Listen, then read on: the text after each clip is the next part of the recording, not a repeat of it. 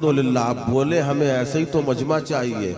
हमने यहाँ के बारे में सुना था कि उड़ीसा में बहुत अच्छा सुना जाता है। हम आपके मेहमान हैं और इंशाअल्लाह वहाँ जाके आपकी तारीफ ही करेंगे। बात अच्छी लगे तो सुभान अल्लाह ज़रूर कहें।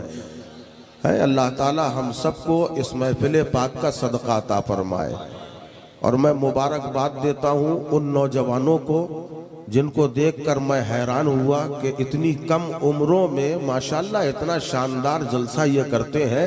अल्लाह अहले कमेटी के उम्र में इकबाल में खूब खूब बरकतें अता फरमाए। और आने वाले जितने हाजरीन आए हैं माशाल्लाह, आप घर से निकले भी नहीं, आप जब घर से निकले भी नहीं थे, आप सोचिए कि आप कौन हैं। आप घर से निकले भी नहीं थे और फरिश्तों का कलम चल गया कि नबी की महफिल में कौन कौन जाने वाला है। तो यहाँ आप आए नहीं बल्कि आप बुलाए गए हैं, और बुलाया खुद प्यारे मुस्तफ़ा सल्लल्लाहु अलैहि वसल्लम ने है। जिसे चाहा अपना बना लिया, जिसे चाहा दर पे बुला लिया। ये बड़े करम के हैं फैसले, ये बड़े नसीब की बात है। हजरात अगर इजाजत हो तो 2-3 शेर मैं भी पढ़ दूं हस्बे आदत। ज्यादा नहीं पढ़ूंगा क्योंकि आप बहुत देर से सुन रहे हैं और आगे भी आपको सुनना है। दरूद पाक मोहब्बत से पढ़ लीजिए। अल्लाहुम्मा सल्ली अला सय्यदना मौलाना मुहम्मद मुबारक वसल्लम सलातो व सलामन अलैका या रसूल अल्लाह सल्लल्लाहु ताला अलैहि वसल्लम। न पूछो हश्र में हाल उम्मती का क्या होगा,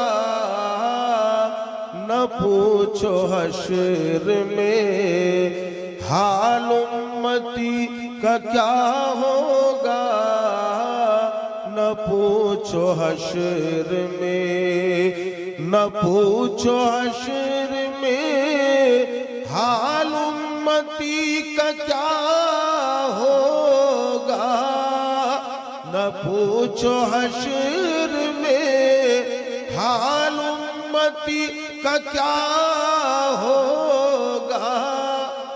हुजूर आएंगे आलम खुशी का क्या होगा, हुजूर आएंगे आलम खुशी का क्या होगा, हुजूर आएंगे। और हिला के रख दिया करबल कुनन्ने असग़र ने, हिला के रख दिया करबल कुनन्ने असग़र ने। तो हाल क़ुव्वते मौला अली का क्या होगा, तो हाल क़ुव्वते मौला अली का क्या होगा, हुजूर आएंगे आलम खुशी का क्या होगा, हुजूर आएंगे। आखिरी शेर मुलाज़ा फरमाए कि वहाबी नजदीका करना न एतबार कभी, वहाबी नजदीका करना न एतबार कभी। जो मुस्तफा का नहीं वो किसी का क्या होगा, जो मुस्तफा का नहीं वो किसी का क्या होगा, हुजूर आलम खुशी का क्या होगा, हुजूर आएंगे। या या माशरल मुस्लिमीन व या जमातल हाज़रीन, रहमुकुमुल्लाह ताला व रहमुना। अल्लाह ताला की बेशुमार रहमतें बरकतें नाज़िशे कायनात फ़ख्रे मौजूदात अहमद मुश्तबा हुजूर ताजदारे दो आलम मोहम्मद मुस्तफ़ा सल्लल्लाहु अलैहि वसल्लम का करम खास हम तमाम हाज़रीन पर साया फिगन हो। अरे भाई आमीन तो कह लो यार। भाई आपको मालूम है दुनिया में अल्लाह ने हर वैरायटी का इंसान पैदा किया, हर क्वालिटी का, हर वैरायटी का, हर आदत का, हर खसलत का। उसमें एक बड़ा खतरनाक तबका है, वो है कंजूसों का।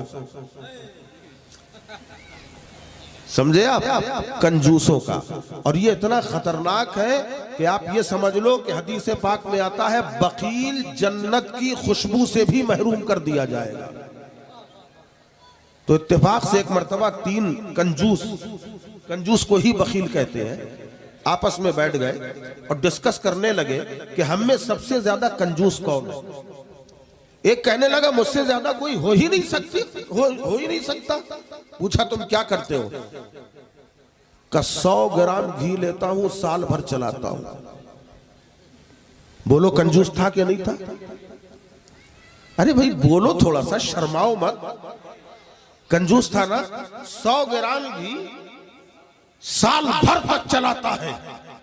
दूसरा कहता है कोई कमाल की बात थोड़ी है, अगर कंजूसी सीखना है मुझसे सीखो। का तुम क्या करते हो? का तुम साल भर में 100 ग्राम खर्चा करते हो। मैंने 10 साल पहले 100 ग्राम खरीदा था, आज तक चल रहा है। मैं मर के कब्र में चला जाऊंगा, मेरे बच्चे भी खाएंगे। पूछा तुम क्या करते हो? का एक कांच की शीशी में घी, जब दिल चाहता है घी खाने का, गरम गरम रोटी कांच की शीशी के ऊपर रगड़ लेता हूं। बोलो घी खत्म होगा? नहीं खत्म होगा। तीसरा कहने लगा तुमने 10 साल पहले खरीदा तो? अरे मुझे देखो, आज तक नहीं खरीदा और हर दिन घी का मजा लेता हूं। का तुम क्या करते हो? का मैं ये करता हूं, हाथ में सुबह सुबह गरम रोटी लेके बैठ जाता हूं। मेरे चारों तरफ बड़े बड़े अमीरों के घर है, दौलतमंदों के घर है, और जिस तरफ से घी की खुशबू आती है उसी तरफ घी अपनी रोटी घुमा देता हूं। थे ना कंजूस? मगर आओ जरा अब अल्लाह के नबी सल्लल्लाहु अलैहि वसल्लम से पूछो कि या रसूलुल्लाह, आप पर हमारे माँ बाप कुर्बान, सरकार आपकी नजर में सबसे बड़ा बखील कौन है? तो मेरे आका फरमाते हैं कि मेरी नजर में सबसे बड़ा बखील वो है कि किसी मुसलमान के हक में दुआ की जाए और जो आमीन ना कहे वो सबसे ज्यादा बड़ा बखील है। इशारा समझे? मैंने आपके लिए दुआ की थी, मुसलमानों के लिए की थी। आपको आमीन कहना चाहिए। अल्लाह रसूल की नजर में मुजरिम ना बनिए। अल्लाह ताला हम सब पे अपना करम फरमाए। माशाअल्लाह। अब मालूम हुआ, यही तो जिंदगी चाहते। मैंने जिस आयत पाक की तिलावत का शरफ हासिल किया, अल्लाह इरशाद फरमाता है मा आताकुमुर रसूल फखुजू, रसूल जो अता करे वो ले लो। क्या फरमाया? रसूल जो अता करे। थोड़ा सा बोलना पड़ेगा आपको। रसूल जो अता करे वो ले लो। अरे भाई रसूल अता करेंगे कैसे? अता करना खुदा का काम। आप सुना करते हैं जो देता है अल्लाह, जो मांगना है अल्लाह से मांगो, अल्लाह के सिवा किसी से ना मांगो। मगर कुरान कह रहा है रसूल जो अता करे वो ले लो। अब रसूल अता कर रहे हैं तब तो कुरान कह रहा है कि ले लो। मालूम हुआ कि खुदा भी देता है, रसूल भी देते हैं। अगर रसूल ना देते तो अल्लाह ये ना कहता कि रसूल जो अता करे वो ले लो, बल्कि अल्लाह खुद मना कर देता। अब ये कुरान बता रहा है, रब का फरमान बता रहा है कि रसूल अता करने वाले हैं। अब यहाँ एक बात ये बताओ, देता कौन है? देता कौन है?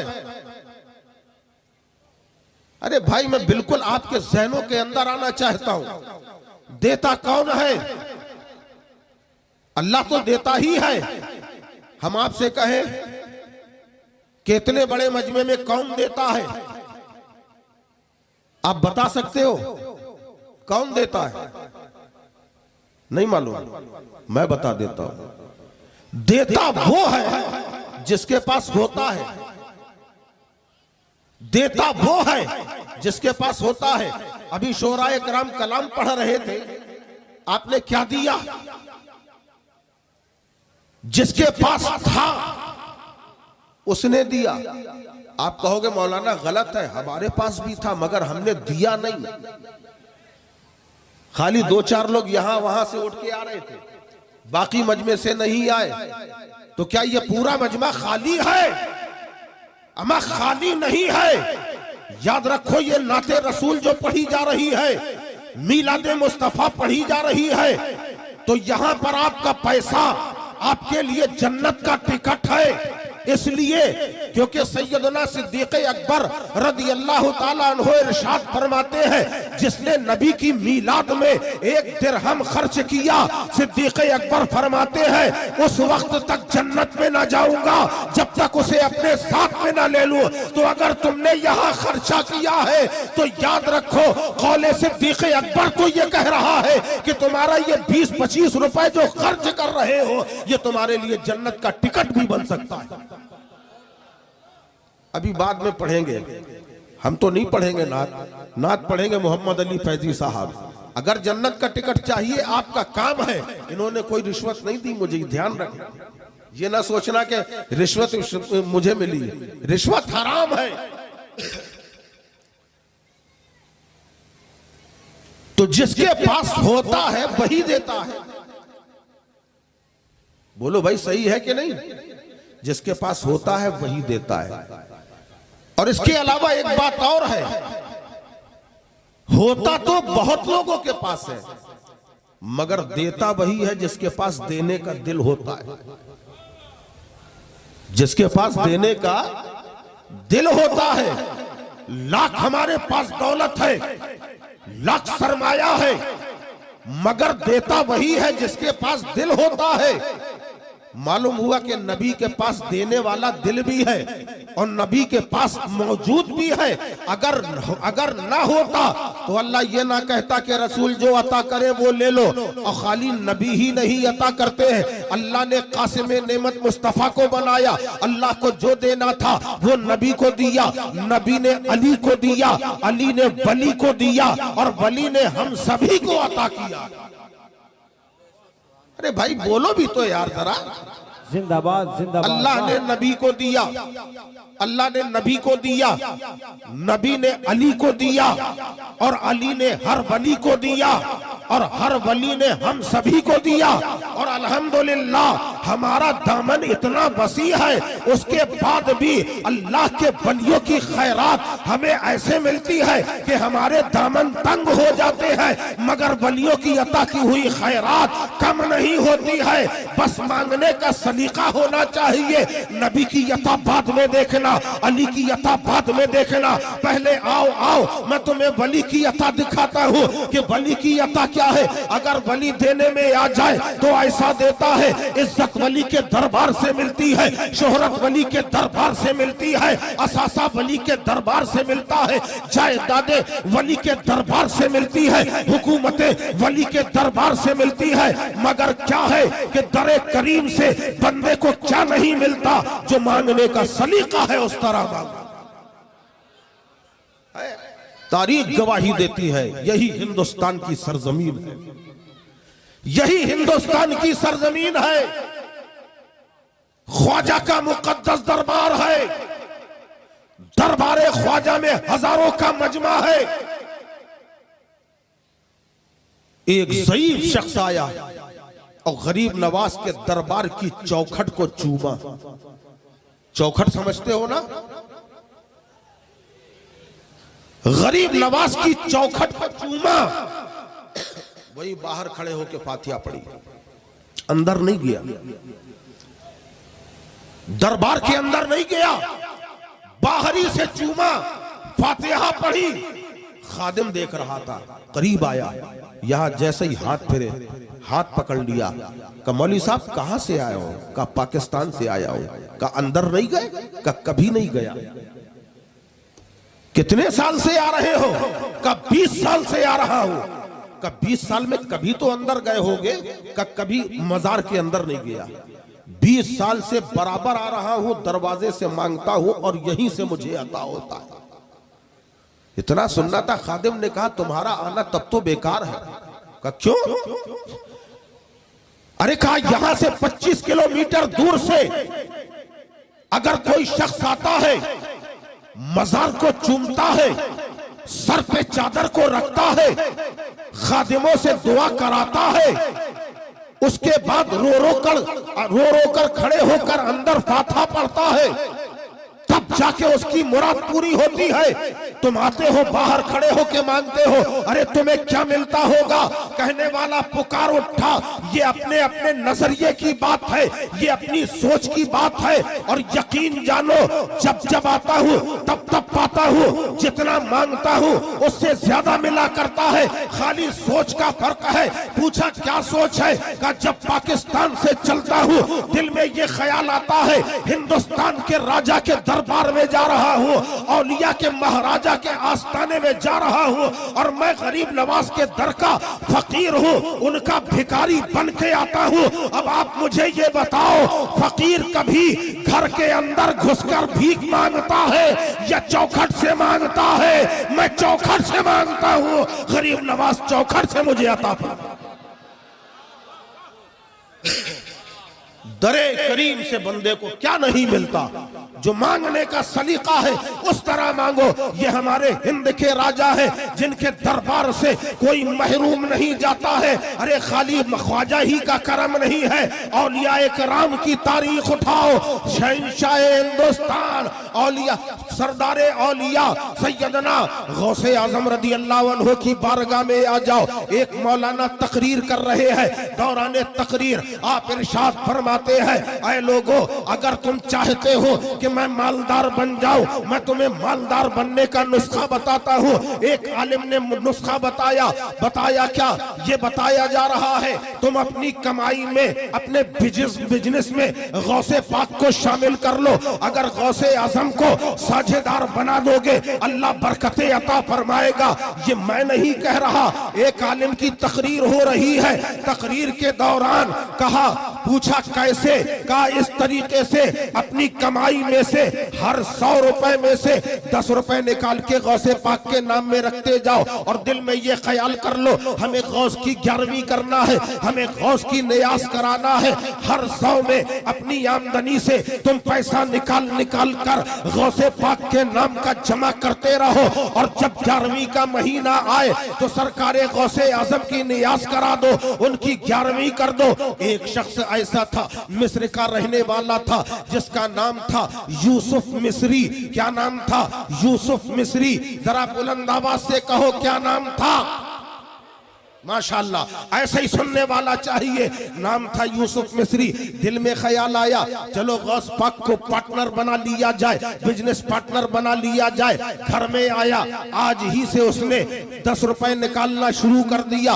दिल में ख्याल आ रहा है, ए सरकारे गौसे पाक, आप तो वलियों के राजा हैं, अल्लाह ने आपको बड़ा इख्तियार दिया है, करम हो जाए तो इतना तो हो जाए, इतना पैसा तो इकट्ठा हो जाए, आमदनी इतनी तो हो जाए, हमारे सारे घर वाले, हमारे खानदान वाले खा सके। ये दुआ मांगी है। अब मालूम हुआ जब 11वीं का महीना आता है तो 11वीं के महीने में गोलक को फोड़ा गया, पैसा इतना आ गया कि सारे खानदान वालों की दावत की जा सकती है। यूसुफ मिस्री ने बेहतरीन किस्म का पुलाव बनवाया और उसके बाद गौसे पाक की नियाज कराई, खानदान वालों को बुलाया, सारे लोगों ने गौस का तबर्रुक खाया।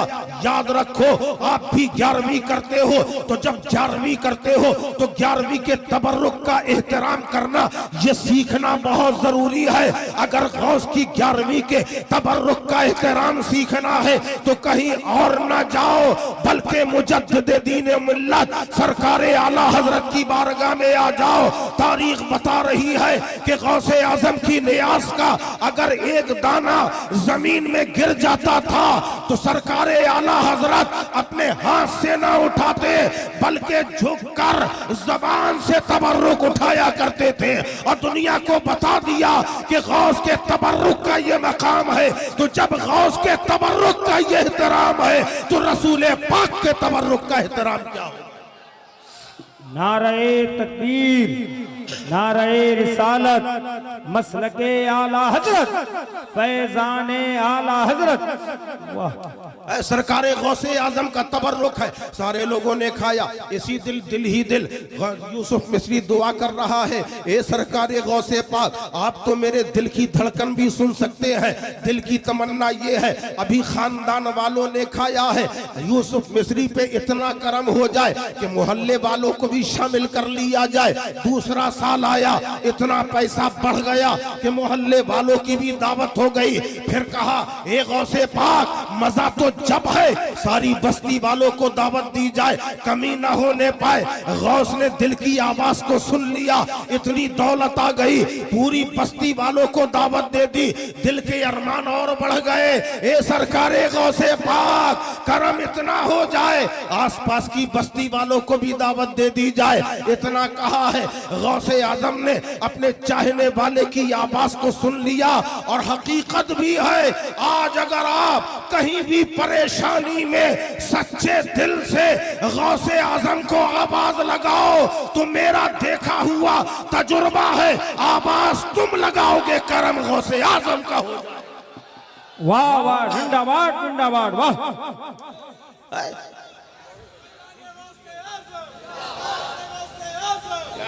क्या बात है वो सरकारे गौसे आजम के बारगाह में दिल ही दिल कह रहा है।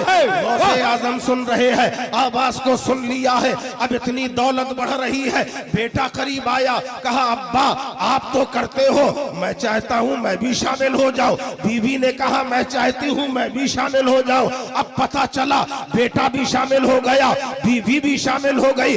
बड़े शानदार तरीके से गौस की नियाज हुआ करती है। आसपास के बस्ती वाले भी आते हैं। लोग साल भर इंतजार करते हैं कि 11 तारीख को यूसुफ मिस्री के यहाँ गौस की नियाज होना है, 11 तारीख को नियाज होना है। बराबर ये सिलसिला चलता रहा, मशहूरत होती रही, मशहूर होते रहे। फिर एक ऐसा भी वक्त आया कि एक दिन 11वीं शरीफ कल है, एक दिन पहले यूसुफ मिस्री की तबीयत बिगड़ जाती है। तबीयत इतनी बिगड़ जाती है, अपने बड़े फर्जंद को बुलाया, कहा, मेरे लाल, मेरे हालात अच्छे नहीं है, मेरी तबीयत अच्छी नहीं है, ऐसा लगता है पता नहीं कल तक मैं रहूं या ना रहूं। अरे मौत और जिंदगी का किसी का कोई भरोसा नहीं है। ए प्यारे सुन लो, जब बात आ गई है तो मैं बता दूं आपको, वादा किया था एक सैयद का वादा गलत हो तो फिर कैसा हो जाएगा। सैयद ने आज इधर आने का वादा मौलाना नईमुद्दीन से कर लिया था। रास्ते में पता चला कि हुजूर अहसनुल उलमा के फर्जंद सैयद असलम रब्बानी जो मेरे मामू हैं, उनकी अहलिया का इंतकाल हो गया, मेरी मुमानी का इंतकाल हो गया। फिर भी वादा निभाने के लिए ये फकीर हाजिर हुआ है, क्योंकि हम उसकी औलाद हैं जिसने करबलाए मुअल्ला में बचपन में नबी से वादा किया था और 55 में गला कटा के बता दिया कि मेरा हुसैन कौन है। हाय हाय, जिंदाबाद जिंदाबाद, नारे तकबीर, नारे रिसालत मसलके आला हजरत उलमाए अहले सुन्नत। हाय हाय, जिंदाबाद जिंदाबाद। ताजदारे करबला की औलाद है, ये वादा खिलाफी नहीं करता, बल्कि जब वादा कर दिया है तो हाजिर।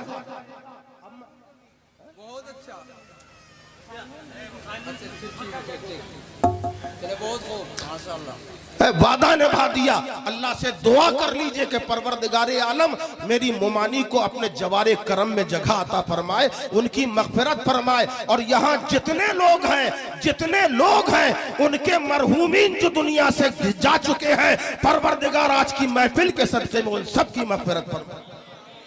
गौसे अब पता चला यूसुफ मिस्री ने बेटे को बुलाया और बुला के कहने लगा, ए मेरे लखते जिगर, हालात अच्छे नहीं लग रहे, तबीयत समझ में नहीं आ रही, और कल गौसे आजम की 11वीं है, हर तरफ शोहरत है, बहुत अच्छी 11वीं मनाई जाती है। ए बेटा सुन, एक बात का ध्यान रखना, अगर 11वीं से पहले मेरी रूह निकल जाए, मैं दुनिया से रुखसत हो जाऊं, ए मेरे लाल किसी को खबर मत देना, बल्कि एक कमरे में मेरा लाशा रख देना, न घर वालों को बताना बताना, न खानदान वालों को बताना, न आने वालों को बताना। अगर कोई सवाल कर दे कि अब्बा कहाँ है तो कह देना आराम कर रहे हैं। अब ये समझा दिया गया है, अभी सुबह सादिक नमूदार नहीं हुई है, बेटा करीब है, बाप ने हिचकी ली है, रूह कफसे उनसरी से परवाज हो जाती है। बेटे ने रोना चाहा, बाप की वसीयत याद आ गई, बाप के वो आखिरी अक़वाल याद आ गए, बाप का फरमान याद आ गया। अपने उस लखते जिगर ने अपने बाप का लाशा कमरे के अंदर रख दिया, बाहर से दरवाजा लगा के ताला बंद कर दिया, ताला बंद करके आ गया है। सुबह का वक्त हो गया है, फातिहा का वक्त हो रहा है, आने वालों का हुजूम बढ़ता जा रहा है। किसी को इत्तला नहीं दी है, बल्कि शानो शौकत से जैसे गौसे पाक की नियाज कराता था वैसे ही नियाज हो रही है। किसी ने सवाल कर दिया, तेरे बाप कहाँ है? यूसुफ मिस्री कहाँ है? कहा तबीयत ठीक नहीं है, आराम कर रहे हैं। अब पता चला हर आने वाला आ रहा है, सुबह से लेकर शाम तक आने वालों का तांता बना हुआ है। रिश्तेदार आ रहे हैं, घर वाले आ रहे हैं, खानदान वाले आ रहे हैं, मोहल्ले वाले आ रहे हैं, बस्ती वाले आ रहे हैं, सारी बस्ती के इर्द गिर्द के लोग आ रहे हैं। असर का वक्त हो गया, असर तक ये सिलसिला चलता रहा, आने वाले आते रहे, खा खा कर जाते रहे। बाप ने वसीयत की थी, ए मेरे लाल, जब सारे लोग जा चुके आखिर में मेरी वसीयत सुन ले, आखिर में 2 लुक़मे तू भी खा लेना। दिल तो ना चाहेगा, मगर ए मेरे लाल सुबह से खिलाते खिलाते थक गया होगा, आखिर में तू भी खा लेना। और जब तू खा लेना तब लोगों से बता देना कि यूसुफ मिस्री अब दुनिया में नहीं है, दुनिया से रुखसत हो गए हैं। ये अल्लाहु अकबर, असर का वक्त हो गया, सारे लोग आके जा चुके हैं। आखिर में बेटे ने वसीयत पे अमल करते हुए एक लुकमा उठाया ही था, दरवाजे पे दस्तक हुई, दस्तक होते ही दरवाजा खोला, देखा सामने एक फकीर खड़ा है। उस फकीर ने कहा, ए बेटा क्या आज 11वीं का तबर्रुक नहीं मिलेगा? कहा क्यों नहीं बाबा, अंदर आ जाओ, तबर्रुक जरूर मिलेगा। अपने सामने की प्लेट उस फकीर के सामने रख दी, कहा लीजिए खा लीजिए। कहा नहीं नहीं, तेरा बाप हमेशा अपने सामने बैठकर मुझे खिलाया करता था। अपने बाप को बोला, अब इतना सुनना था। सुबह से शाम तक अपनी आंखों में आंसू रोके हुए था, अब सब्र का पैमाना छलक गया, आंखों में आंसू आ गए, रोने लगा, तड़प गया। फकीर ने पूछा, ए बेटा रोता क्यों है, किस लिए रो रहा है? जैसे ही रोने की वजह सुनी और जोर से रोने लगा। कहा अब मेरा बाप दुनिया में नहीं है, इस दुनिया से चला गया है, उसका लाशा कमरे में है। फकीर ने कहा चल मुझे दिखा कहाँ है लाशा। दरवाजा खोला गया, ताला खोला, दरवाजा खोला और उसके बाद फकीर के साथ अंदर बेटा गया। बाप का लाशा दिखाया जो सुबह से पड़ा हुआ था, अकड़ा हुआ लाशा है। उस फकीर ने हाथ पकड़ा, कहा ए यूसुफ मिस्री उठ, पहले मुझे लंगर खिला दे।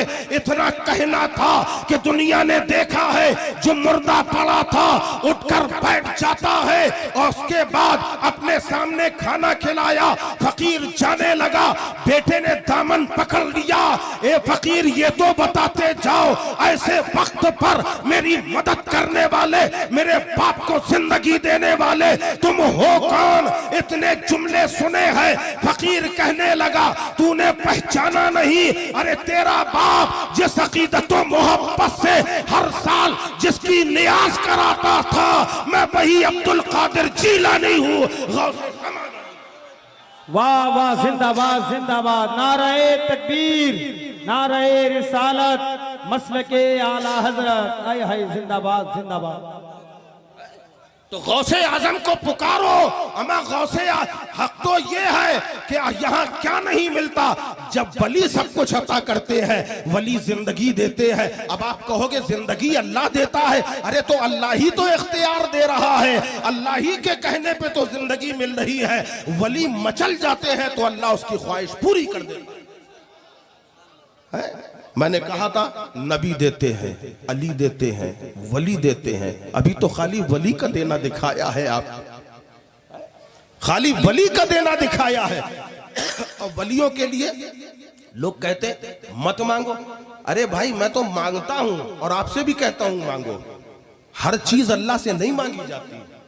इसका मतलब ये नहीं कि अल्लाह दे नहीं सकता, अल्लाह सब कुछ दे सकता, मगर छोटी छोटी सी बातों में। अब एक साहब घर से चले, हाथ में उनके एक कट्टी, एक बाल्टी है। पूछा मोहल्ले वालों ने कहां जा रहे हैं? कब मट्टी का तेल लेने। मट्टी का तेल जानते हैं ना? है? कहा मट्टी का तेल लेने जा रहे हैं। पूछा कहां? कब प्रधान दे सकता है ना? हाँ भाई दे सकता है, उसको पूरा पावर है, दे सकता है। उनसे कहा यार मोहल्ले में राशन की दुकान है, वहां से ले लो। कहा नहीं, डायरेक्ट लूंगा जो लूंगा, डायरेक्ट। और ये जो डायरेक्ट वाले हैं ना, आपको मैं बता दूं, ये खाली नबी की शान में कमियां ढूंढते हैं कि कहां से कमी मिल जाए। अब मिलेगी कहां से? जबरदस्ती की बातें। ये इनको छोटे देखते हैं, ये चाहते कि छोटा करो किसी तरह। अल्लाह ने इतना बड़ा बनाया और ये छोटा करने में लगे हैं। अगर कहा वो नबी को इल्म गायब नहीं है, हमने कहा इल्म गायब है, इन्होंने कहा नहीं, उनके पास ये ताकत है। उन्होंने कहा इतनी नहीं है, इतनी है, यानी कमी करने में लगे। जानते हो वजह क्या? हमें नबी बहुत बड़े नजर आते हैं। अल्लाह के बाद हम सुन्नियों को नबी बहुत बड़े नजर आते हैं। आते हैं कि नहीं यार? बोलो ना सब। हमें बहुत बड़े, अल्लाह के बाद सबसे बड़े हमारे आका हमें नजर आते हैं, और इनको छोटे नजर आते हैं। आखिर ये वजह क्या है? कभी गौर किया आपने? कभी गौर किया कि ऐसा क्यों? हमारे ये मोहम्मद अली फैजी साहब है, सबको बड़े नजर आ रहे हैं। आ रहे हैं कि ना भाई? अगर बड़े नजर आ रहे हैं सबको नजर आना चाहिए, क्योंकि जिस्म वही है, कदो कामत वही है, रंग रूप वही है। तो जो हमें नजर आएंगे वो आपको नजर आएंगे। मौलाना नईमुद्दीन जैसे हमें नजर आ रहे हैं वैसे ही आपको भी नजर आएंगे, क्योंकि वही जिस्म है, वही कदो कामत है, नबी वही है, नूरानियत वही है, लिबासे बशरियत वही है, आकायत वही है। उसके बाद हमें बड़े नजर आ रहे हैं, उन्हें छोटे नजर आ रहे हैं। क्यों? आपके यहां लोग हज में जाते हैं कि नहीं? इतने सिंपल सवाल कर रहे हैं, आप जवाब नहीं दे पा रहे हैं। लोग हज करने जाते हैं कि नहीं? जाते हैं ना? उनको छोड़ने कोई जाता है कि नहीं? जाते हैं भाई। और अगर नहीं जाते हैं तो जाया करो, चाहे 4 कदम चले जाया करो, उसमें तुम्हें बहुत बड़ा सवाब और फायदा मिल जाएगा, क्योंकि ये नबी के मुकद्दस दयार में जा रहे हैं। अगर इन्होंने तुम्हें याद कर लिया वहां, वही काफी हो जाएगा। अच्छा आप चले, यहां का एयरपोर्ट कौन सा है? वहीं से हज में जाते हैं। कोई रांची से जाता है, कोई भुवनेश्वर से जाता है, कोई हावड़ा से जाता है, कलकत्ता से हज में जाता है। अब आप गाड़ी में गए, हाजी साहब अंदर चले गए, जो हज करने जा रहा है वो अंदर चला गया। जैसे ही वो अंदर चला गया, आपका काम वहां खत्म हो गया। अब आप अंदर नहीं जा सकते। आपने दूर से झांक के देखा, अच्छा वो खड़ा है जहाज। जहाज कितना बड़ा होता है? इतना बड़ा होता है ना? इतना ही होता ना जितना मैं बता रहा हूं। हम बहुत बड़ा, यहां से लेकर वहां तक, यहां से लेके वहां तक, जहां तक मजमा है, इतना बड़ा जहाज एयरपोर्ट पहुंचे तो नजर आया। अब हाजी सवार हो गया। जब हाजी सवार हुआ, अब पता चला जहाज के चलने, रनिंग में जहाज आ गया। और थोड़ी देर में देखते ही देखते वो हवा में प्रवास करता है। जब हवा में जाता है, बुलंदी पे जा रहा है, अभी नीचे खड़ा था, रनवे में आया, फिर उड़ गया। और जैसे जैसे जहाज दूर होता जा रहा है, जहाज छोटा होता जा रहा है। अब बिला तशबीह समझ में आ गया, जब करीब जहाज था तो बड़ा नजर आ रहा था, और जितना दूर हुआ उतना छोटा नजर आया। हमें समझ में आ गया अल्हम्दुलिल्लाह नबी ने हम गुलामों को इतना करीब कर लिया है कि नबी हमें बड़े नजर आ रहे हैं, उन्हें इतना दूर कर दिया है कि नबी उन्हें छोटे।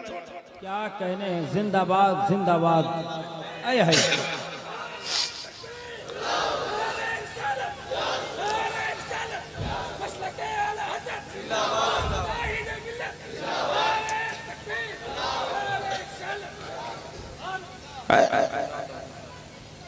वली अता करते हैं, अली अता करते हैं, और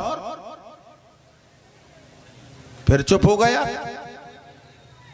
नबी अता करते हैं, अमा जब वली अता कर सकते हैं तो अली क्यों ना देंगे। और अली तो ऐसा देते हैं, ऐसा देते हैं, हर वली को जो कुछ मिला सब अली ही से तो मिला। आज का जो जलसा है बउनवान मसलके आला हजरत। आला हजरत को इल्म की खैरात कहां से मिली? दरबारे मौला अली से मिली। क्यों? नबी खुद कह रहे अना मदीनतुल इल्म व अलीजुन बाबुहा। तो आला हजरत ने कहा कि जब दरबार यही है, नबी से भी मिलेगा तो अली से मिलेगा, और अली से मिलेगा तो नबी से मिलेगा। तो नबी को का दामन पकड़ा है और अली का दरबार पकड़ा है कि अली भी हमारे हैं और नबी भी हमारे हैं। और ऐसी इज्जत और एहतराम करके दिखाया है कि तारीख बताती है कि दुनिया में अगर देखना है तो आले रसूल का मकाम जितना उजागर आला हजरत ने करके दिखाया है कहीं नजर नहीं आता। अरे कोई आता है तो नाम लिया जाता है, सैयद आमिर मसूदी आए हैं, आपको पता चला ये सैयद है। सैयद आलमगीर अशरफ आए हैं, पता चला कि ये सैयद है। सैयद राशिद मक्की साहब आए हैं, तब पता चला ये सैयद है। तो जब बताया जाता है तब मालूम होता है कि ये सैयद है। हर हजरत जानता है, पहचानता है जब नाम लिया जाता है, जब ऐलान किया जाता है। मगर आला हजरत वो है कि जो नाम बताने से नहीं बल्कि खुशबू से पहचान लिया करते हैं कि कौन सैयद। वाह वाह, जिंदाबाद जिंदाबाद। वाह, बात आ गई है तो सुनो।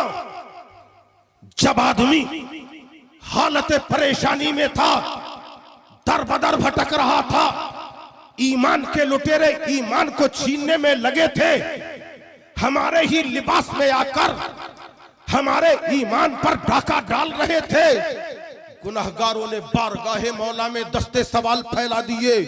ए परवरदिगार, आज हमारे ईमानों को खतरा है।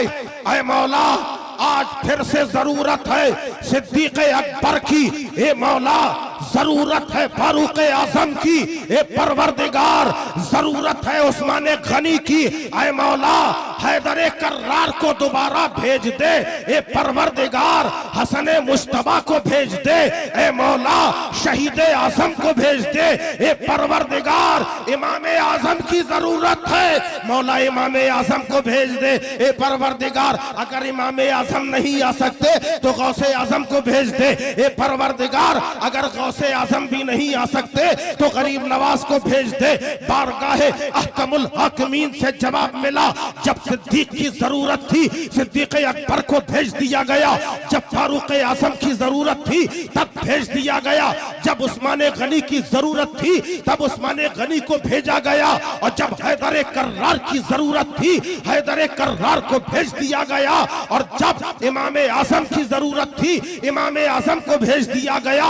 जब जरूरत गौसे आजम की थी गौसे आजम को भेज दिया गया। जब जरूरत गरीब नवाज की थी गरीब नवाज को भेज दिया गया। अब इनमें से कोई नहीं आएगा बल्कि बारगाहे रब से अब तुम्हें अगर कोई दिया जाता है तो अहमद रजा दिया जाता है। अहमद रजा ले। सुभान अल्लाह, मजमे से नारा होना चाहिए यार। आला हजरत का दीवाना कोई है तो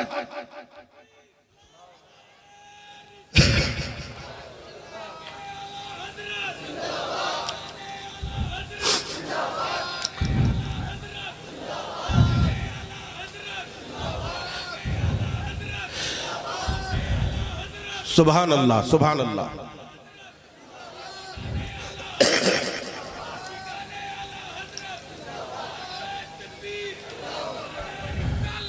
बंदों ने मांगा, रब ने अहमद रजा दिया। क्या दिया? सब मिलके बोलो, अपनी जबानों को अच्छा कर लो। अल्लाह ने क्या दिया? पूरा मजमा बोलो, अहमद रजा। अहमद रजा दे रहा हूं। लोग खुश हो गए, अहमद रजा आ गए, बरेली में अहमद रजा आ गए। काफी वक्त गुजर गया। एक अरसा गुजरने के बाद अचानक फजाओं में एक नाम गूंजा, आला हजरत, आला हजरत। अब जब आला हजरत सुना, समझ में नहीं आया। अल्लाह की बारगाह में बंदे फिर पहुंच गए, ए परवरदिगार, तूने अहमद रजा दिया था, ये आला हजरत कौन है? ये आला हजरत कहां से आ गए? अहमद रजा तूने दिया और आला हजरत का नाम, ये आला हजरत है कौन? अल्लाह की बारगाह से जवाब मिला, अल्लाह मोतीबाना कासिम, अल्लाह खजानों का मालिक है, बांटने वाले मुस्तफा है। जाओ मेरे हबीब के पास चले जाओ, मेरे महबूब से पूछो कि ये आला हजरत कहां से आ गए। अब बारगाहे मुस्तफा में हमने जानुए अदब तय किया कि या रसूल अल्लाह, आप पर हमारे माँ बाप कुर्बान, सरकार हमने अल्लाह से रो रो कर मांगा था तो अल्लाह ने अहमद रजा दिया, और ये आला हजरत कौन है, ये कहां से आ गए हैं? तो बारगाहे मुस्तफा से जवाब मिला, जिसे अहमद रजा कहा जाता है, अल्लाह ने जो अहमद रजा दिया था, मैंने उसे आला हजरत बना दिया है, आला हजरत बना दिया है। क्या तुझे मालूम नहीं है, ये वही अहमद रजा है कि जब पालकी में मेरा शहजादा सवार हो गया, पालकी में शहजादे ने कांधा दिया है, तो इसने मेरी आल को आला समझकर बैठाल कर अपना कांधा दिया है। तो मुझे ये गवारा ना हुआ कि अहमद रजा मेरा गुलाम होकर मेरी औलाद को अपने कांधे पे सवार करे और इतना आला समझे, तो मैंने कयामत तक के लिए अहमद रजा को आला हजरत बना दिया। जिंदाबाद जिंदाबाद। वाह। अब जो मुखालिफीन आला हजरत हो, वो चाहे जितनी कोशिश कर ले, मैं डंके की चोट पर कहता हूँ, आला हजरत वो है जिसे बढ़ाने वाले मुस्तफा है। जब मुस्तफा ने बढ़ाया है तो सारी कायनात मिलके घटाएगी, तब भी घटा ना पाएगी। आला हजरत का मर्तबा जैसा चमकता था वैसे ही चमकता था। माँ आता कुमुर रसूल फखुजू, रसूल जो अता करे बोले लो। इल्म की खैरात टाइम, इल्म की खैरात बारगाहे मौला अली से। अच्छा, मौला अली का देना देखे, मैंने कहा था वली का देना, अली का देना और नबी का, इतनी बात थी ना। अभी आपने वली की अता देख ली, अब अली की अता देखो। मौलाए कायनात है, अली ये मुर्तजा है, 3 दिन के फाके से, 3 दिन के फाके से है। फाका जानते हो क्या है? फाका किसको कहते हैं? फाका किसको कहते हैं? भूखे प्यासे रहने को नहीं कहते हैं। घर में है मगर हम खाए ना, भूखे रहे प्यासे रहे, तो क्या ये फाका कहलाएगा? नहीं। घर में है ही नहीं तो खाया नहीं, ये फाका है। 3 दिन के फाके से है मौला। मगर कमाल की बात देखिए आप, 3 दिन फाका, हजरत फातिमा फाका कर रही है, मौला अली फाका कर रहे हैं। खाना नहीं खा रहे मगर नमाज नहीं छोड़ रहे है, नमाज नहीं छोड़ रहे। 3 दिन फाका रहकर गुजार दिया मगर नमाज में फर्क नहीं आया। और आज जरा सा हम भूखे रहे, अभी भूख लग रही है, अभी खाना नहीं, पहले खाना खाएंगे। खाना भर पेट खाते हैं, अल्लाह की इबादत नहीं। याद रखो मुसलमानों, कयामत में आपसे ये नहीं पूछा जाएगा जलसा कराया था कि नहीं, आपसे ये नहीं पूछा जाएगा कि गौस की 11वीं करी थी कि नहीं, आपसे ये नहीं पूछा जाएगा कि मसलके आला हजरत का नारा लगाया था कि नहीं, आपसे ये नहीं पूछा जाएगा कि गरीब नवाज के मजार में चादर चढ़ाई थी कि नहीं। पहला सवाल ये किया जाएगा नमाज पूरी है कि नहीं। और आप क्या समझ रहे हैं, नमाजें छोड़कर आप ये 11वीं का फायदा मिल जाएगा आपको? नमाज छोड़ के जलसे का फायदा मिलेगा? नमाज छोड़ के गरीब नवाज के मजार में चादर चढ़ाने का फायदा नहीं मिलेगा। नमाज छोड़कर मसलके आला हजरत का नारा लगाने का फायदा नहीं मिलेगा। अफसोस होता है। और ये मर्द औरत, बल्कि एक औरत का मैं आपको जिक्र करके बताऊं। एक औरत वो जो योगा करते हैं, योगा वाले बाबा, मैं नाम नहीं लेना चाहता, आप समझ जाओ, टीवी में आता है ना योगा वाले बाबा, उनके पास एक बुर्का नशीन खातून पहुंची, औरत, और वहां जाने के बाद कहने लगी, बाबा मैं आपकी बहुत बड़ी फैन हूं। अरे जालिम, गैर मुस्लिम के सामने तू कह रही है मैं आपकी फैन हूं। अरे तुझे तो ये कहना था कि मैं सैयदाए कायनात की फैन हूं, तुझे ये कहना था कि मैं राबिया बसरी की फैन हूं। एक काफिर के सामने खड़े होकर कह रही मैं आपकी फैन हूं। पूछा क्या बात है, काहे को आई? कहा बाबा मुझे कोई अच्छा सा योगा बता दीजिए। कहा मुसलमान हो? कहा हाँ मुसलमान हो। नमाज पढ़ती हो? कहा नहीं। कहा जाओ 5 वक्त नमाज पढ़ो, दुनिया में इससे अच्छा योगा नहीं। ये गैर तस्लीम कर रहे हैं और हम इससे दूर होते जा रहे हैं। साइंस कहती है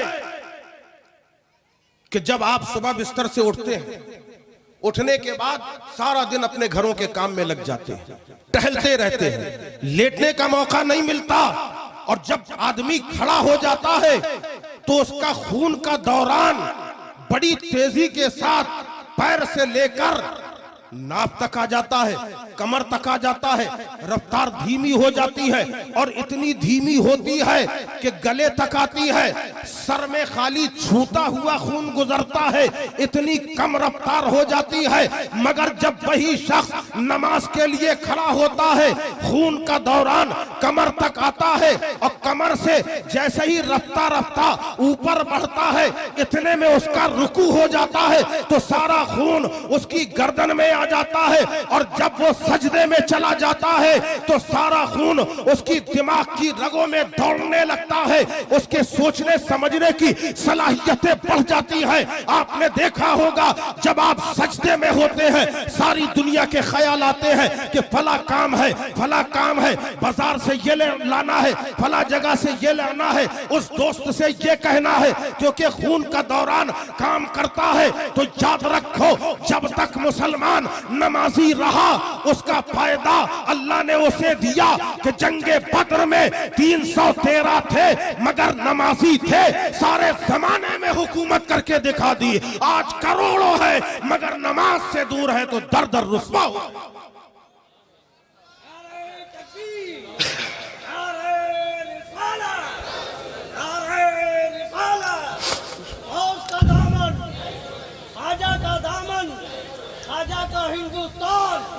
हिंदुस्तान का सुन्नी मुसलमान नौजवाना ने कमेटी टेटो पोटी, नारे तकबीर, नारे रिसालत। आखिर में ये पैगाम देके जा रहा हूं, कुछ करो या ना करो प्यारे, अपने सरों को झुका दो अल्लाह की बारगाह में। जैसा बने कबूल करना न करना तो ये अल्लाह का काम है। अल्लाह के प्यारे नबी सल्लल्लाहु अलैहि वसल्लम एक मकाम से गुजर रहे थे, सहाबा साथ में थे, देखा एक बंदा नमाज पढ़ रहा है, सरकार की आंखों की ठंडक है, जब आका देखते हैं तो खुश हो जाते हैं। और नमाजियों के घर जब ऊपर से फरिश्ते देखते हैं तो जैसे ये सितारे चमकते हैं हम लोग को दिखाई देते हैं, फरिश्तों को ऐसे ही सितारों से ज्यादा जगमगाते कुछ घर दिखते हैं। अल्लाह से पूछते हैं या अल्लाह जमीन में इतने रोशन घर किसके हैं? अल्लाह फरमाता है ये मेरे नमाजी बंदों के। फरिश्ते भी नाश करते हैं। अब सुनिए, अल्लाह के नबी सल्लल्लाहु अलैहि वसल्लम सहाबा के साथ जा रहे हैं, देखा एक शख्स नमाज पढ़ रहा है। जब उस शख्स की नमाज देखी, अल्लाह अकबर, जानते कैसी नमाज पढ़ रहा था वो बंदा? आपने नमाजियों को देखा होगा, उनके काले निशान पड़ जाते हैं, ढट्टे पड़ जाते हैं, है ना, पड़ जाते हैं ना। हम सुन्नियों के तो बहुत छोटे छोटे होते हैं, कुछ ऐसे होते बहुत बड़े बड़े होते हैं, ये बड़े बड़े नाक तक उतर जाते हैं। जानते हो ये क्या?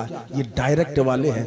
बल्ब में जब डायरेक्ट तार जोड़ दो फक से फ्यूज हो जाता है बल्ब, ये वही फ्यूज बल्ब है।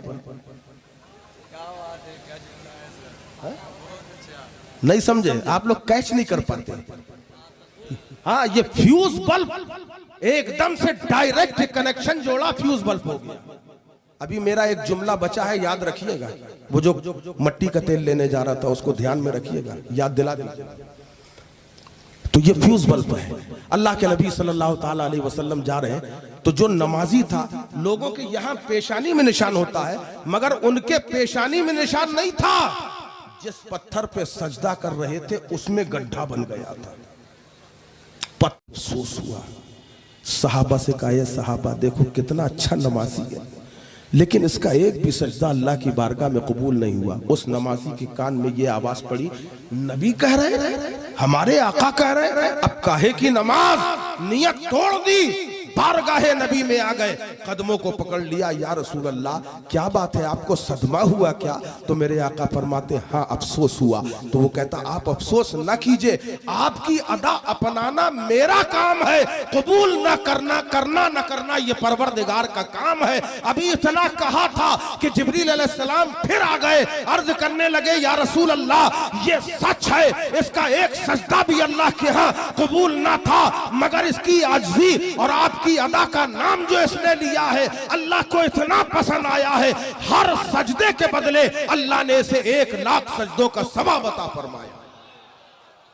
तो ये मत देखो कि कबूल हो रहा कि नहीं हो रहा, जैसी बने वैसी पढ़ते रहो, कबूल करना न करना ये अल्लाह का काम है। किसी को दिखाने के लिए ना पढ़ो, ये सोच के ना पढ़ो कि मौलाना ने कहा है, ये सोच के ना पढ़ो कि हाफिज साहब ने कहा, अल्लाह की रजा की खातिर पढ़ो। अगर एक सजदा भी कबूल हो गया तो इंशाअल्लाह कयामत में हमारा बेड़ा पार हो जाएगा। अल्लाह अल्लाह, आप जरा गौर करिए, मैं अल्लाह ने तो इतना करम किया है कि हमारे लिए हर जगह दरवाजे खुले हुए हैं। बहरहाल मैं अभी फिर वापस यहीं पर आऊंगा जहां से चला हूं, मौला अली पे आऊंगा। पहले उस बात को मैं बता दूं आपके सामने। कनस्टर लेके चला, कहां जा रहे हो? मट्टी का तेल लेने। किसके पास? प्रधानमंत्री के पास। प्रधानमंत्री दे सकता है दे सकता है, मगर नहीं गया। लोगों ने बहुत समझाया, डायरेक्ट मत जा, यहाँ से ले ले, वहां से ले ले। उसने कहा नहीं, मैं लूंगा तो उसी से लूंगा। अच्छा ठीक है भाई जाओ। बड़ा पैसा खर्च करता हुआ 5 रुपए का मट्टी का तेल लेने गया था, 500 रुपए रास्ते में खर्चा कर दिए। आखिरकार बसाए लसाए लेता हुआ किसी न किसी तरह पहुंच गया प्रधानमंत्री के पास। उसने कहा, भाई साहब प्रधानमंत्री जी ये डब्बा है। कहा क्या करना है इसमें? कहा इसमें 1 किलो मट्टी का तेल दे दीजिए, 1 लीटर मट्टी का तेल।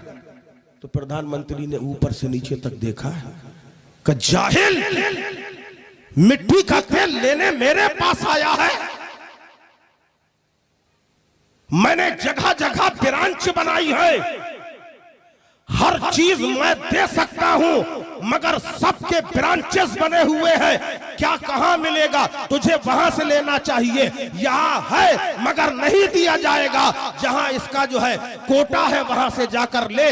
बिला तशबीह समझ लो, अल्लाह ने हम पे इनाम किया। अल्लाह सब दे सकता है, मगर उसने ब्रांच बना दिए हैं।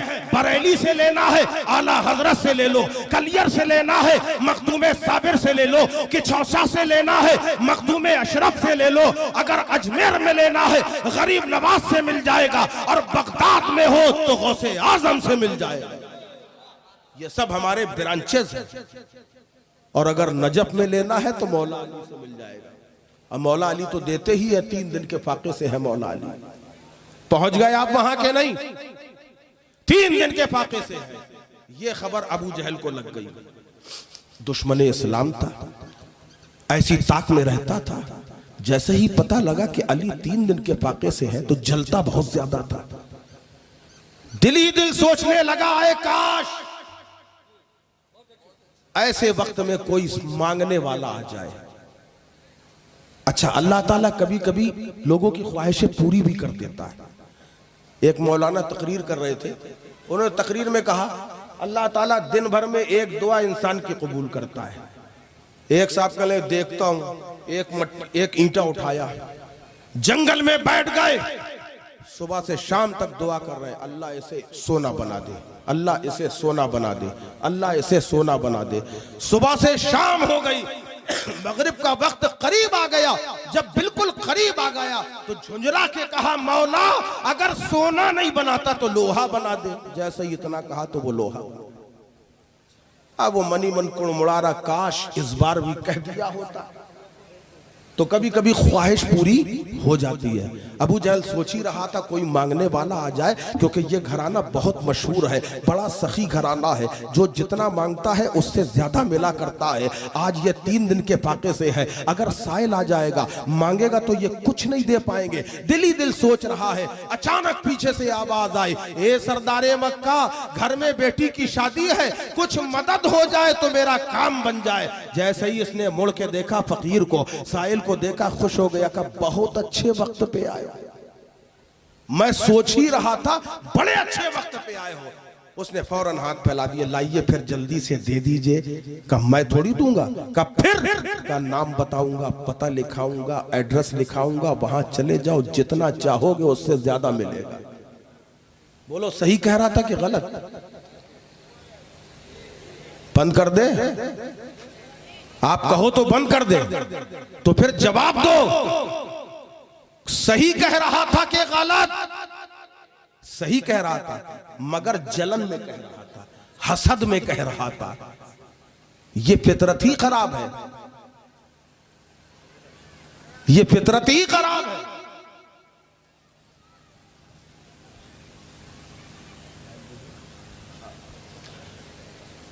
ये जलन की बुनियाद पर कह रहा था। अच्छा ठीक है, पता बताइए। उसने दरबार का पता बता दिया, मौला अली के दरवाजे का, वो सामने घर है, वहां चले जाओ। यहां से फकीर गया और उससे कह दिया नाम नहीं बताना। उसने कहा नहीं बताऊंगा। ये वहां पहुंचा और यहाँ इसने अपने जैसों को बुलाया, उद्बा तुम भी आओ, शहबा तुम भी आओ, अबू लहब तुम भी आओ, फलाने तुम भी आओ, बड़े बड़े काफिरों को इकट्ठा कर लिया। इसलिए कि अली 3 दिन के फाके से है, साहिल जाएगा, मांगेगा, खाली हाथ आएगा, फिर हम मजाक उड़ाएंगे, देखो अली के घर से खाली आया है साहिल। आप साहब यहाँ पे सब इकट्ठा है। वहां दरवाजा बजाया, मौलाए कायनात बाहर निकले, पूछा क्या बात है। जैसे ही पूछा उसने दुआएं देना शुरू कर दी। ए अली तुम सलामत रहो, तुम्हारे बच्चे सलामत रहे, तुम्हारा कारोबार सलामत रहे, तुम्हारा घर बार सलामत रहे। ए अरब के सबसे बड़े अमीर। जब तक दुआ देता रहा आप खामोश रहे, और जैसे ही कहा ए अरब के सबसे बड़े अमीर, आपने फरमाया रुक, पहले ये बता किसने कहा है कि मैं सबसे बड़ा अमीर हूं। अब वो खामोश करने लगे, हुजूर जिसने कहा है नाम बताने को मना किया। मौला अली फरमाते सुन, जब तक नहीं बताएगा उसका नाम तब तक नहीं बनेगा तेरा काम। अब वो सन्नाटे में आ गया कि नाम नहीं बताता तो काम नहीं बनता। उसने दाएं देखा, बाएं देखा, आगे देखा, पीछे देखा, सोचा अबू जहल देख थोड़ी रहा है, बता दिया अबू जहल ने भेजा है। मौला अली फरमाते सुन, अगर उस दुश्मन इस्लाम ने भेजा है तो मैं तुझे जरूर दूंगा, और इतना दूंगा कि तेरी आदत भी पूरी हो जाएगी, हाजत भी पूरी हो जाएगी। उसने हाथ फैलाए, क्या हुजूर फिर जल्दी अंदर जाइए। मौला अली फरमाते अंदर क्यों जाऊं? कि जब अंदर जाएंगे तभी तो कुछ बाहर लाएंगे। आपने फरमाया मैं अली हूं, अली को अंदर बाहर आने जाने की जरूरत नहीं है, अली को जो देना होगा यहीं खड़े खड़े अता फरमाएगा। उसने हाथ फैला दिए, आपने फरमाया सुन, जो मैं दूंगा मुट्ठी बंद कर लेना, जब इशारा करूं मुट्ठी बंद कर लेना, ना तू देखना ना रास्ते में किसी को दिखाना, जिसने तुझे मेरे पास भेजा है सबसे पहले उसको दिखाना। अली के लब हिल रहे हैं, मौला अली कुछ पढ़ रहे हैं, और पढ़ने के बाद उसके हाथों में छू कर दिया और इशारे से कहा मुट्ठी बंद कर। मुट्ठी बंद कर ली, कहा ना तू देखना ना रास्ते में किसी को दिखाना, जिसने मुझ यहाँ भेजा है सबसे पहले उसी को दिखाना। अब ये चल तो दिया है मगर दिल में ख्याल है कि कुछ दिया तो है नहीं, खाली छू ही तो है हाथों के अंदर। रास्ते भर मुट्ठियां मसलता जा रहा है, कुछ आया के नहीं आया, आया के नहीं आया, आया के नहीं आया। आखिरकार अबू जहल ने दूर से देख के कहा कुछ मिला के नहीं मिला। इसने कहा हाँ मिला, और जैसे ही कहा हाँ मिला, ऐसा लगा मुट्ठी में कुछ आ गया। खोल के देखने का दिल किया मगर कौले अली याद आ गया, खामोश हो गया। पूछा क्या मिला? कहा मुझे भी नहीं मालूम क्या मिला। अरे कहा खोल के देखता क्यों नहीं है? कहा इजाजत नहीं है, सबसे पहले तुझे दिखाने की इजाजत है। अब अबू जहल कहने लगा न जाने इसको क्या मिला है, और ये सीधा पहुंचता है, सारे दुश्मन एक जगह इकट्ठा है, अब सबकी नजरें जमी है। अबू जहल ने कहा मुट्ठी खोल, इस बंदे ने कहा पहले नजरें जमा। यहाँ तजस्सुस बढ़ता जा रहा है, ये और शौक बढ़ाता जा रहा है। अरे मुट्ठी खोल कई मर्तबा कहा, तब जाके उस दीवाने ने मुट्ठी खोली है। अबू जहल देखकर हैरान रह गया कि जिस अली के घर में 3 दिन से फाका हो रहा है, उस अली के दरबार से आने वाले साइल के हाथ पर एक जगमगाता नायाब मोती नजर आ रहा है। अबू जहल कहता है मैंने अपनी जिंदगी में ऐसा नायाब मोती नहीं देखा, ये बता कहां से लाया है, किसने दिया है? कहा भाई अली ने दिया है। कहा कहां से लाके दिया है? खेत से लाके दिया, खलियान से लाके दिया, मकान से लाके दिया, या किसी दुकान से लाके दिया? उस बंदे ने कहा सुन, जहां तक मेरी समझ की बात है, मेरे देखने की बात है, तो अली ने ये मोती न खेत से लाके दिया, न खलियान से लाके दिया, न मकान से लाके दिया, न दुकान से लाके दिया, बल्कि खुदा की कसम अली ने ये मोती अपनी जबान से अता किया है। वाह वाह, जिंदाबाद जिंदाबाद जिंदाबाद, वाह। घर में खाने को नहीं है, उसके बाद भी नवाजा जाता है। वली देते हैं, अली देते हैं, आखिर में नबी देते हैं। बारगाहे नबी में हजरत कतादा है, आका की बारगाह में हाजिर हुए। या रसूल अल्लाह, पे हमारे माँ बाप कुर्बान, मैं जंग में था, दुश्मन का तीर आया, आंख को छूता हुआ निकल गया, आंख को छूता हुआ निकल गया। या रसूल अल्लाह एक आंख दे दीजिए, एक आंख दे दीजिए। नबी चाहते तो कह देते मुझसे मांग रहा हूं, शिर्क है। नबी ने नहीं कहा, शिर्क नहीं कहा। हजरत कतादा ने कहा या रसूल अल्लाह, दुश्मन का तीर आंख को छूता चला गया है, आका एक आंख दे दीजिए। जैसे आंख लेके कोई घूमता हो। सहाबी का अकीदा देखो, मेरे आका अलैहिस्सलाम ने फरमाया ए कतादा, आंख ले लो या जन्नत ले लो, क्योंकि तुम जिहाद में थे। तो हजरत कतादा भी बहुत होशियार थे, जान रहे थे किसी मुहताज के सामने थोड़ी खड़े, मुख्तार के सामने खड़े हैं। कहने लगे या रसूल अल्लाह, जन्नत तो मैंने मांगी नहीं, मैंने तो आंख मांगी है। जन्नत का जिक्र आपने खुद कर दिया है। आका जब कर ही दिया है, आंख मेरे मांगने से दे दीजिए, जन्नत अपनी मर्जी से दे दीजिए। सुभान अल्लाह, ये इख्तियारे नबी है।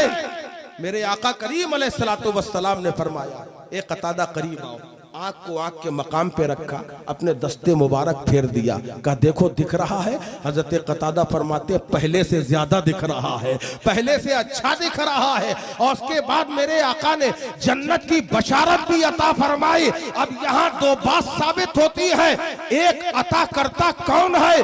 अता वो करता है जिसके पास होता है, और दूसरा जिसके पास दिल होता है। तीसरी बात और बता दूं आपको, बस यही आखिर है।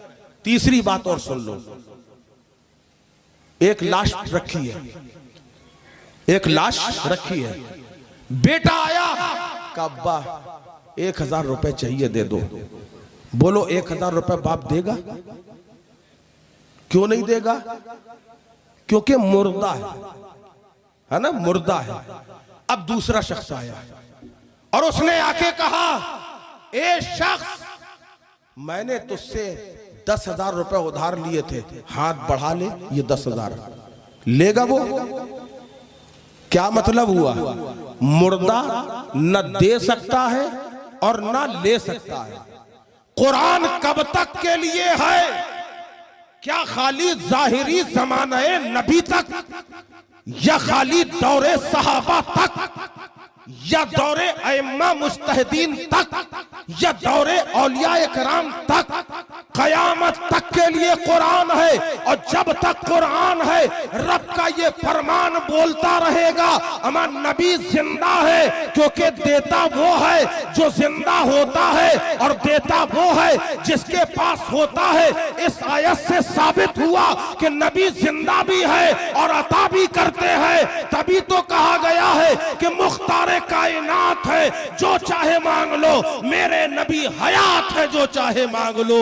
वमा आताकुमुर रसूल फखुजू, रसूल जो अता करे वो ले लो, इज्जत मुस्तफा से ले लो, दौलत मुस्तफा से ले लो, शोहरत मुस्तफा से ले लो, वकार मुस्तफा से ले लो, बुलंदी मुस्तफा से ले लो, अजमत मुस्तफा से ले लो, हुकूमत मुस्तफा से ले लो, शरीयत मुस्तफा से ले लो, मार्फत मुस्तफा से ले लो, जो चाहोगे मुस्तफा के दरबार से मिलेगा, क्योंकि मेरे नबी हयात भी है और मुख्तार भी है। वमा अलैना इल्लल बलागुल मुबीन। अस्सलाम।